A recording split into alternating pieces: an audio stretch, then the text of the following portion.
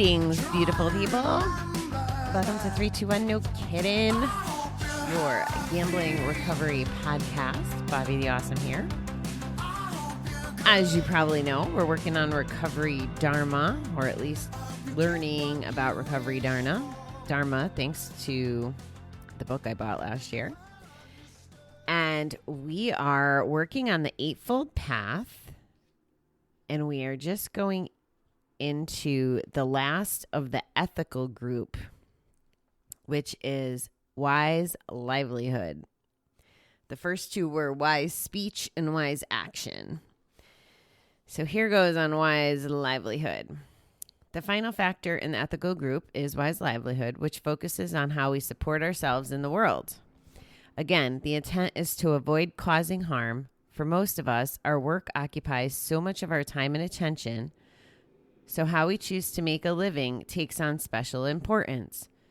Understanding the principle of karma and knowing the unwholesome activity gives rise to unwholesome karma, whatever choices or circumstances lead us to a particular job need to be recognized as having karmic consequences. I think this is really interesting because I was thinking, and it was just a fleeting thought, I would never do this, but how if normal people there's my air quotes, guys, someone like me, right, who doesn't look like a traditional drug dealer, if I went like top secret and sold drugs for the cartel, this is just my brain being wacky, how much money I could make because nobody would ever suspect me. And then my brain went on to all this crazy stuff like, well, would the government be watching them and then figure out I was a bad guy? And it was just a really random, I don't even know where the brain chain came from. Obviously, none of these things are my forte. And since I tell you everything, I might as well tell you my weird thoughts on things like that. But you'll understand why I'm sharing that with you here in this next paragraph. We try to avoid jobs that give rise to suffering and seek work that does no harm or reduces suffering. The Buddha mentions 5 kinds of livelihood to avoid: trading in weapons or instruments of killing, trafficking in or selling human beings, killing of the other beings, making or selling addictive drugs, or business and poison. We're encouraged to avoid occupations based on dishonesty or injury. So the logic behind my wacky thinking, I will tell you, it wasn't just like I'm a crazy person who just wants money off of drug money, but the money I want to use for recovery stuff and educating the world, and it just seemed counterintuitive, but like that's where all the money is, or that's where a good amount of money is, but that's also, feeding the problem.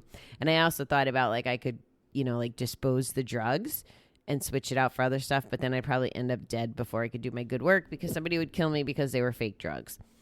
I never finished watching Breaking Bad, so I have no idea how that ended or really a whole lot about this topic. So it's just a little bit of me watching NCIS in the past and whatever other shows are making me think about this crazy stuff.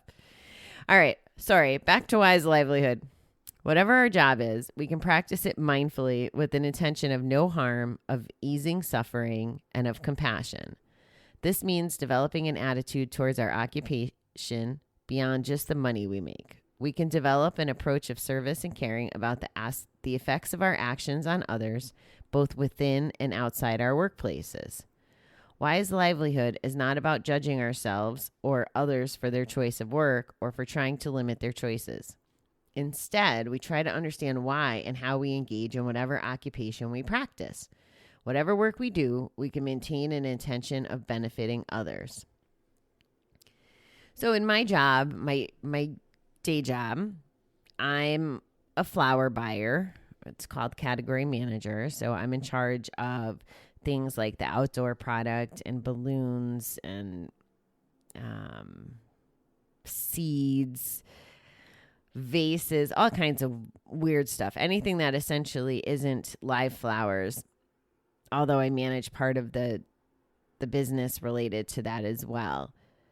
And when you think about, okay, I sit at a desk and I buy flowers essentially so that we can sell them in our stores, you'd say, well, how can I be of service in that job? And there's a couple ways. And I'm just telling you this to give you ideas that when I first read this, I didn't think about it being like doctors and nurses and people who really help people, police and firemen and all that, like true service jobs. I was trying to frame it for my normal occupation. So see what you can come up with in your own livelihood, your own job, after I frame kind of some of the things that I do. So I was brought up in this company with a vice president that taught us that the floral managers, the people who are selling the product that I currently buy, are our customers. Just like if you were to walk into one of our stores, you would be one of their customers.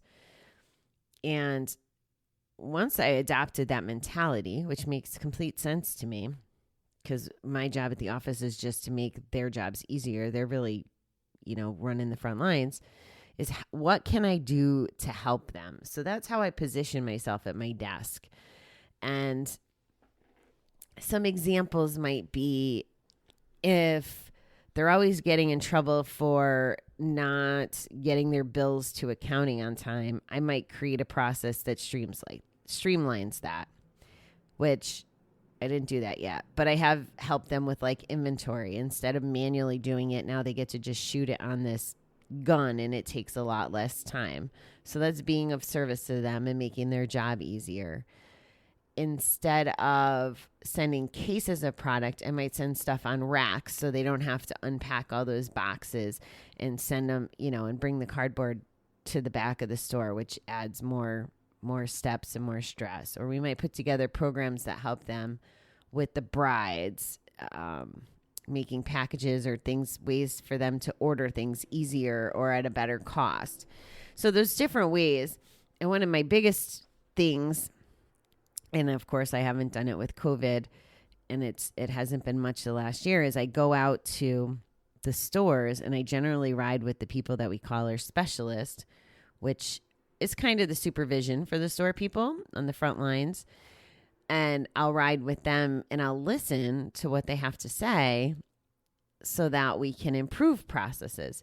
Now, not everything is reasonable or realistic because they don't necessarily understand what happens in the background. There might be restrictions, whether it's, upper management not agreeing or it being off brand or whatever. There's variables, but that's how I try to be of service in my day job. Another way is because I buy things, I try to help the vendors too. So maybe they have products that I can use. I try to work with them on, delivery days or whatever. And if they're a really good vendor, I might recommend them to other people in the industry. So I support them that way. If they're a really bad vendor, I will not recommend them, and I'll actually try to protect my other floral buyers, not my floral buyers, but floral buyers in the country learn from my mistakes of working with them. So that's how it works in my little grocery desk job of how I can do the best to be at service. I don't know what you do, but I'm thinking of the girl that works at the gas station. Well, actually, everybody that works at this gas station where I'd go for coffee. And them smiling and greeting us. And you could tell it's genuine because it's conversational and, their personalities really show up.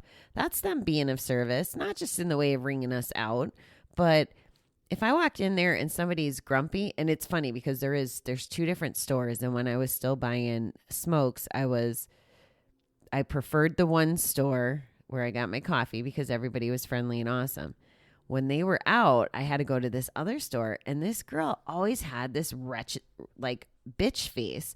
And this other store also has really good ice cream, and they don't sell it if your employees are going to be bitchy about serving it. You know what I mean? Like, it's a big inconvenience for them. Like, that's not doing service. Because if you get those vibes, could stick to you and ruin your day. At least that's how I see it. So it could be, I think just about any job could be of service. I saw a video of this man holding a sign in construction, like one of the flag people or sign people. I don't know what you call them. I think it's a flagman. And he's dancing. So people that are sitting there in traffic waiting, he's dancing and bebopping and making people smile. So you can be of service just by smiling and having a good attitude. So I got a little off on a tangent there, but I think that gives you some ideas on how to be practical. And you know what, guys? It'll make you feel better. It'll fill your positive bucket. And again, anytime our positive bucket's full, it decreases our chances of making a bet, which is a beautiful thing. So here are the questions associated with Wise Livelihood. Does your job cause harm? What is the specific nature of that harm? So again, those, the illegal jobs are the ones that I see causing harm. I can't think of professions that cause harm, but I guess I'm just not worldly enough. Nothing's coming to me right now. How can you do your job? Oh, here comes yawns. How can you do your job more mindfully with an intention of compassion and non-harm? I think I explained that pretty well with what I was just saying. This is a question that, again, triggers the doctors and nurses. And again, I might have watched too much TV once upon a time. But this is where it's conflicting, right? I mean, it's very clear when they first started talking about livelihood that you don't kill other people. But could compassion and non-harm be mutually exclusive if there was someone who was suffering, like on their deathbed? You see those stories. Is it Dr. Kevorkian or whatever? You're having compassion and you want them to feel better, but you can't give them a lethal injection to, end their misery because it would go against this wise livelihood. That's what popped into my head for that one. Do you bring understanding of karma and kindness to your job, or do you compartmentalize it and exclude it from your awareness of wise action? For this one, again, if I'm rude to a store, for example, with the karma, maybe then somebody in the office is rude to me later, or maybe I spill my coffee, or, however we believe karma works. Whereas if I'm helpful to a store and I go above and beyond, maybe somebody that I need help from does the same for me, and karma works that way. And again, when you're feeling kind and smiley and happy and stuff, it's kind of contagious, and people tend to reciprocate what you put out there. What part does greed play in the choices you make in your livelihood? Does greed get in the way of awareness or compassion? And I could see this happening for some people, even in roles like mine. So let's say that I went out and visited stores and there was an overwhelming amount of feedback to do something a certain way or to buy a certain product because the customers, connect with it more or whatever. But that product doesn't help me meet my objectives for my bonus program. That would be me operating under greed in my job because I made it more about me instead of my customers. And I don't do that. And actually, it is financially penalizing when I don't operate under greed. But that's okay. I'm a big girl making big girl choices. But I'd much rather operate in a helpful way for our customers and our floral managers who are my customer. How can I be of more service in my community? How can you be of more service in your community? I think everybody can always do a better job of this. I definitely try. I think that I would say that time is one of my restrictions. There's, you guys met Guy way back in episode 12, I think. And part of how he ties his livelihood and does service is by volunteering to the shelter for folks without homes. And he does that exercise class and helps them get nutritional food once a week. I mean, pre-COVID, of course, but that's a good example of doing service in the community. How might you bring a spirit of generosity to your life, both in your profession and outside of it? So that's just it. One of the things I find is that people in the organization think that I'm friendly and helpful. And if they have, their daughter, cousin, long lost uncle, whoever, people are getting married or dying, they'll reach out to me to help point them in the right direction. So I normally have to obviously send them to a store, but I can help them pick out the right store. I might make suggestions for flowers or what they should or shouldn't do. Maybe someone passed away that's Jewish and they don't know that they don't get flowers sent as part of their traditions. It could be a myriad of things, but that's the best way I can show up. Another way is when I get free samples, because the vendors come and show us flowers. One of my favorite things to do is take the buckets of flowers and pass them out. In Kansas, I used to bring them to the bar and hand them to the customers. I've left flower shows and handed them to the people working at drive-thrus. Like, you go through the drive-thru and you give people bouquets of flowers. Like, that just makes them so happy. So that's my thoughts on livelihood. That was an interesting one. I wouldn't have thought of thinking about our job as part of our recovery efforts. But I guess if we're trying to be good human beings and we're trying to grow, we need to grow professionally as well as, spiritually and emotionally. So I told you, I'm really enjoying this, and I'm glad that I'm taking my time with it and really digging into it with you. I feel like I have a much better grasp on what this is, and I'm starting to look a little at the Facebook group of how the folks in there show up and, actually put this to use. So it's just part of my journey to grow, and I appreciate you taking the time to follow along with this. And I hope that you're getting the same value I am. All right, beautiful people. I will talk to you on August 11th.